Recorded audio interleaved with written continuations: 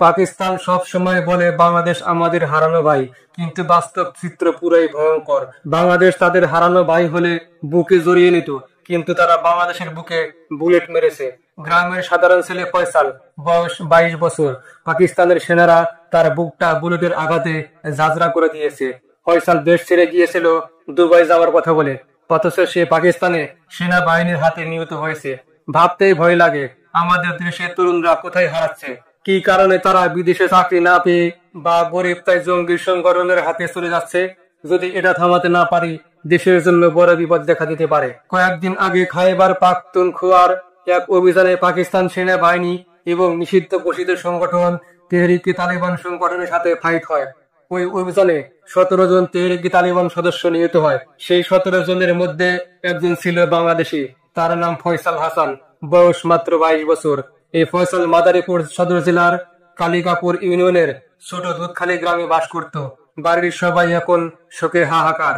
পরিবার বলছে ফয়সাল দেশে কিছুদিন ধরে কাজ পাচ্ছিল না, এক সময় সে নিখোঁজ হয়ে যায়। পরে পরিবারকে জানানো হয় সে দুবাইতে গিয়েছিল চাকরি করার কথা বলে, কিন্তু 1 মাস পর জানতে পারে সে পাকিস্তান এর কারাক জেলায় গিয়ে সেখানে তেহরিকে তালেবানের সাথে যুক্ত হয়েছে এবং সেই অভিযানে নিহত হয়েছে। রিপোর্টে আরো বলা হয়েছে গত 2-3 বছরে মিলে 4 জন বাংলাদেশি ইতিমধ্যে জঙ্গি সূত্রে নিহত হয়েছে। অর্থাৎ এটা কেবল একটি ঘটনা নয়, ধারাবাহিকতা দেখা যাচ্ছে। এর মানে বাংলাদেশ থেকে কিছু তরুণ অনায়াসেই সেখানে যাচ্ছে এবং সেখানে যুক্ত হচ্ছে। এটা বড় একটা বিপজ্জনক বিষয়। কিন্তু প্রশ্ন হলো, এইসব তরুণ কিভাবে যাচ্ছে?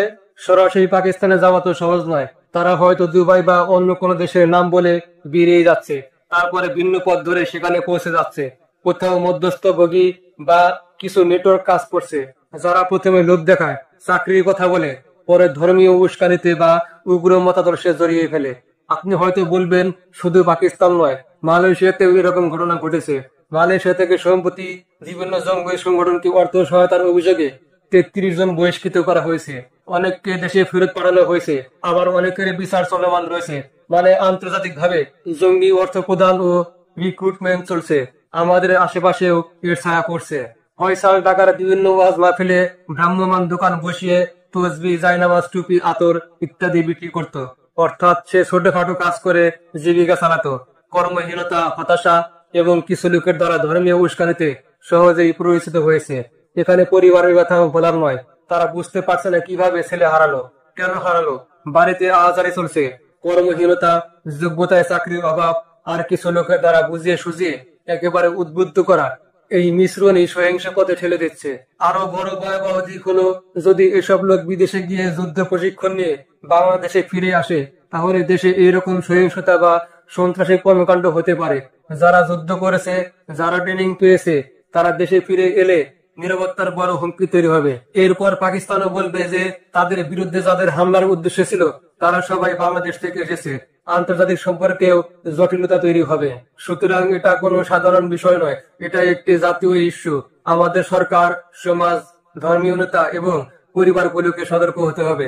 বেকারত্ব ও হতাশা কমাতে কর্মসংস্থান, যুবকদের সঠিক পথ দেখাতে শিক্ষা ও প্রশিক্ষণ দেওয়া জরুরি। একই সাথে আন্তর্জাতিক রুটগুলোর নজরদারি বাড়াতে হবে। আমরা যদি সময় মতো ব্যবস্থা না নেই, তাহলে আরো মানুষ এভাবে বিদেশে গিয়ে এসব জঙ্গি গোষ্ঠীর সাথে যুক্ত হবে, তারপর দেশে ফিরে এসে সন্ত্রাসী কাজে জড়াবে। আমরা যে পাকিস্তানে দেখেছি, সেই রকম একটি পরিস্থিতি আমাদের এখানে তৈরি হতে পারে। শেষে আমি শুধু পরিবারটির পক্ষে দোয়া চাই।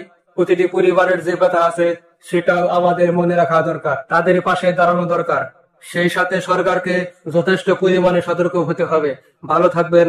আসসালামু আলাইকুম।